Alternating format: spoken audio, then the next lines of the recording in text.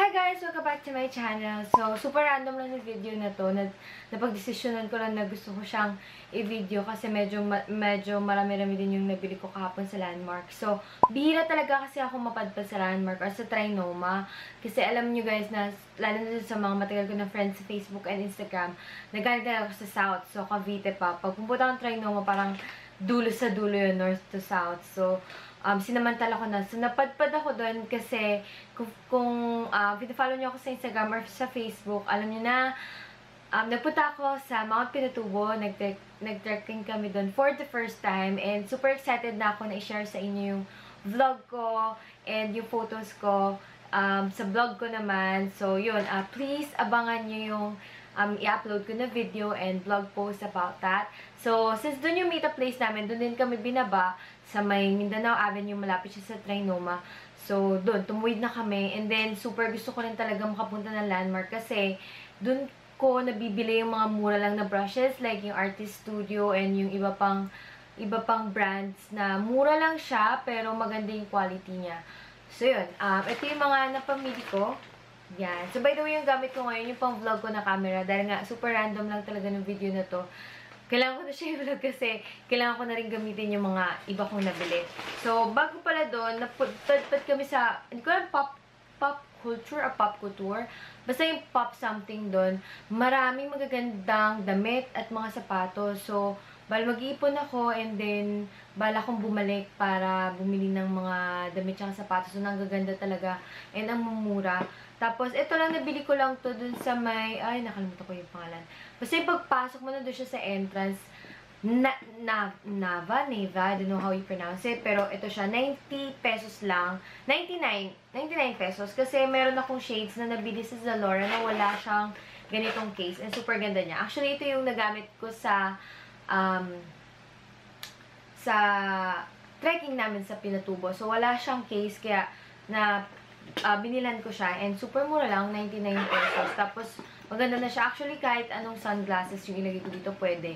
And super sturdy, and I think perfect to kapag nag-travel pa ako. So, super worth the price. And then, ito yung mga nabili ko sa Landmark. So, yan siya. Hindi ko pa siya talaga nabubuksan. So, yan. Buksan natin. So, kung ano na lang yung una kong makuha. So, ito, yan. Ito yung Enfant 100% Pure Cotton Pads. Maraming salamat dun sa nag-comment and nag-recommend sa akin nito dun sa Watson's haul video ko na maganda daw yung Enfant na cotton pads. So, hindi ko pa sure kung paano yung kinaganda niya dun sa favorite ko na cuddles. Yun kasi mas mura. 49 pesos lang. 100 pads. And ito, medyo may kamahalan siya. 79.75. Pero since sabi nga nung nag-comment doon, kung sino man, I'll be putting yung name mo dito. Yun. So, thank you so much for recommending these. So, guys, sinecheck ko talaga yung comments nyo, especially if may nila-recommend kayo sa akin na product or brand na magandang i-try. So, binabasa ko talaga yung mga comments nyo. So, if meron kayong mga iba pang marirecommend, please do leave that down in the comment section below. So, ito, Enfant. Bumili ako ng dalawa kasi malakas talaga ako sa cotton pads. Like, sa skincare ko pa lang, yung toner na essence ko. So, isa na yun. And then, kapag nagbubura pa ako ng makeup, super maksaya ako sa cotton pads. And also sa makeup artist kit ko. So, bumili ako ng dalawa para matry ko siya. So, 79 pesos. 100 to 120 pads siya. Mas marami siya ng 20 pads. So, I think okay na rin siya for the price. And, let us just open. Ay, hindi pala siya. Tingnan natin siya. Yan. So, ganito yung itsura niya. Ayan, sana mag-focus yung camera. Yan. Hindi siya katulad yung sa cuddles kasi meron parang closure sa dalawang gilid. So, ito, iba siya. So, pure lang siyang ganyan. So, tignan natin. Sana, mas maganda talaga siya. Again, thank you so much sa nag-recommend nitong products nito. Nitong cotton pads nito. And then, next is ito. Kasi since galing nga kami sa trek, medyo nag-darken yung skin color ko. So, ito yung favorite. Actually, na-feature ko din to sa Watson's haul video ko. Ito yung Avon Spa Milk Salt. So, super bango kasi ito. Gusto ko yung mga amoy vanilla or gatas na products sa katawan, like lotion, ganyan. So, ito, nasa 69.75. Bumili ako ng dalawa din para stock ko yung isa. Sobrang okay siya sa akin. Hindi ko actually, as in, napapansin yung talagang super duper white. Pero nakakapag-exfoliate siya ng skin. And wala akong allergy whatsoever. Plus, mura lang siya. And may free daw na 20 grams, so 350 grams plus 20 grams, so 370 grams for 69 pesos. And maganda to daw to sa armpit bikini and sa scar. Ang napansin ko dito, tuwing ginagamit ko siya after ko maligo, super smooth ng skin ko. So, yun yung isa sa pinaka gusto ko sa kanya. So, yan. Bumili ako ng dalawa. And then, bumili din ako nito. This one is also from Artist Studio. 39.75 lang siya. Gagamitin ko siya kasi pang extra ko for may makeup artist kit. So, gusto ko kasi may suot ako para hindi ko natatouch talaga yung skin ng client ko. As much as possible, ayoko na natatouch ng fingers ko yung skin ng client ko. So, ayan, maganda siya. Napaka-fluffy. Super mura for 40 pesos. Kasi I think yung mga ganito sa mga ibang brands, yung mga may tatak talaga, mahal mo siya mabibili. Naghahanap ako ng black nito. So, kung sino man sa inyo yung may alam kung saan ako makakabili ng black na ganitong sponge, let me know down sa comments para ma-check ko din siya. Maganda din kung medyo mura lang siya. So, yan. So, 39 pesos. 39.75. So, 40 pesos. And then, ito, bumili din ako ng Velcro. Kung pina-follow nyo yung makeup artist profile ko sa Instagram, it's Jenzel Makeup Artistry. I'll be linking it anywhere here sa screen. So, mapapasin nyo na, marami nagtatanong din na kung ano din nalagay ko. So, yun, ito, hair velcro lang siya. And bumili na ako sa Landmark kasi super mura lang siya. Before yung bili ko dun sa nilalagay ko dun sa buhok ng client ko, nasa like 20 yata, isang pair, pero parang kalahati lang siya nito. So, ito mas mahaba siya. Isang pair is 24.95, so 25 pesos. Bumili ako ng 2 pairs, and extra ko yung isa. Ayan. And then, ito, I think ito, puro brushes na siya. Kasi, actually, hinihintay ko talaga mag-stock yung parang dupe ng rose gold Zoeva brushes. I actually have that. Nireview ko siya or na-feature ko siya sa isa sa mga video ko. I-link ko na lang din sa description box or anywhere here sa screen. Wala pa siyang stock. So, super, hinihintay ko talaga yun kasi may mga gusto kong particular na brushes dun sa set na yun. And super mura lang for 1.4. Isang set na siya. So, habang wala pa siya, ito muna yung mga nabili ko sa Landmark. So, Artist Studio, ito yung isa sa mga favorite na brushes, brush brand ko, basta brand ng brushes ko na super mura lang. So, if you guys are looking for affordable na makeup brushes na maganda yung quality, please do check Artist Studio or sa Watsons naman yung Marionnaud. I don't know if that's how you pronounce, but ayun. Basta yun. So, una, bumili ako ng extra ko na lip brush. Yung lip brush na ginagamit ko actually sa makeup kit ko is also from Artist Studio. Unfortunately, wala na siya dun sa shelf. And ito lang yung nakita ko. So, 89.75 lang. Ayan siya. Ayan. Artist Studio yan. Ano to? Wala nakalagay ko lip brush. Kasi yan. So, 89.75 siya. Ayan. Saan mag-focus? Yan. And, maganda siya kasi gold. May black din ito, pero mas appealing sa akin yung gold. So, so feeling ko, ano ko to, i-glue ko siya. Kasi ayoko nung, hindi ko talaga bet yung ginaganito. So, ewan natin, depende na lang. Ayan. So, ayan siya, may Artist Studio siya dyan. Ayan, sana mag-focus. Nag-focus na. Kasi, ayan. So, ganyan yung brush niya. For 89 pesos. So, nako-cover siya, nandoganyan siya.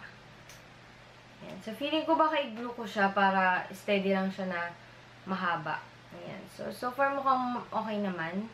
So, pang extra ko na lip brush. Pero, favorite ko pa rin yung isa na original. Sana mag-stock sila nun. I think 69.75 lang din yun. And then, next is, another one from Artist Studio is my spoolie. Kasi super luma na yung, dalawang spoolie na ginagamit ko. Isa sa pag-trim and then isa sa pag-brush out nung eyebrows ng client ko. So, gusto kong palitan yung ginagamit ko na from e.l.f. And super kasi, ano na siya, ilaspag na siya. So, ito. Artist Studio din. Ayan. Tanggal ko na siya sa lagayan. So, ano lang, 59.75. Ayan. Yan siya. 59.75.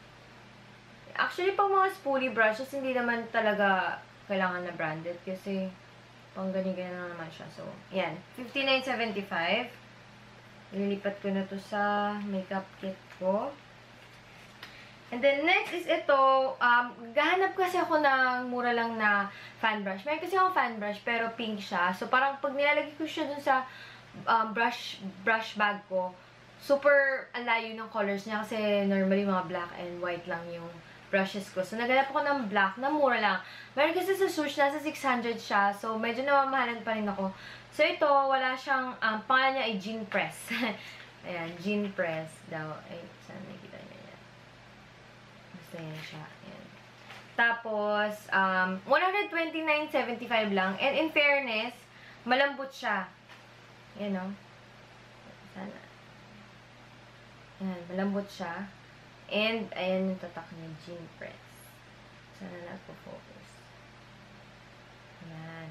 So, 129 pesos lang. And for the quality, feeling ko okay siya. Maganda yung fan brush pang, aside sa pangtanggal ng mga kalat-kalat na, kunyari, mga buhok, kung nagtanggal kayo ng, nag-trim kayo ng eyebrows, or kung ano man dumi ng mukha na kayo. Maganda din to sa pang-highlight and pang-subtle contour dyan. O kaya dito sa nose. Yan. So, finally, nakahanap ako ng fan brush. Ayun. Then, lastly, ito yung pinakamahal na nabili ko na brush. Pero, naghanap kasi ako nito yung parang dome shape na brush. Nakita ko siya sa e.l.f. Ayan siya. Actually, nahiya din kasi ako dun kay ate. Kasi, di ba, yung ano, nalaman na, pagpita namin, yung e.l.f. yung pinakamalapit, tapos nagtitingnan ako ng brushes. Tapos, kailangan namin mag-withdraw, ayaw na namin na ihabi-habilin pa. So, hinabilin ko kay ate. So, binili ko na yung brush niya. So, yan, e.l.f. blush brush. And 269.75 siya. Siya yung pinakamahal na nabili kong brush sa haul na to. And, ayan. Ay, bakit saan ko kaya nakuha to? May dumi ako sa kamay. Anyway, so yan siya. So, medyo parang patulis siya. Yan. Ito kasi inahanap ko. Maganda kasi to pag nagbi-bake ng, yung pag-baking churva ng dito, pag baking ng sa under eyes. Ayun, gusto ko kasi yung pag ganyan para nare-reach ko yung sulok dyan. Maganda dito pang blush. Ganyan. O kaya pang contour. Ayan, pero ito normally gagamitin ko siya sa yun, panglagay nandito. Gusto ko lang naka-dome shape. Tapos ayan siya. Yan. Tapos ito yung, hindi siya ganun kakapal. Pero ayan, tapos from e.l.f. So, yun lang guys yung nabili ko sa Landmark. And, let me know kung may masasuggest pa kayo na ibang mga items or kung ano pa man na maganda i-check out sa Landmark. So, that's it guys for my whole video. Thank you so much guys for watching. And please don't forget to give me a thumbs up if you enjoyed watching this and other hauls. And if you have any other suggestions or messages, just please do leave that down in the comment section below. And all the other details, including the prices and description, I'll be putting that down in the description box. And, yes, that's it. Don't forget to subscribe to my channel for more videos. And for sure, I will see you guys next time. Bye!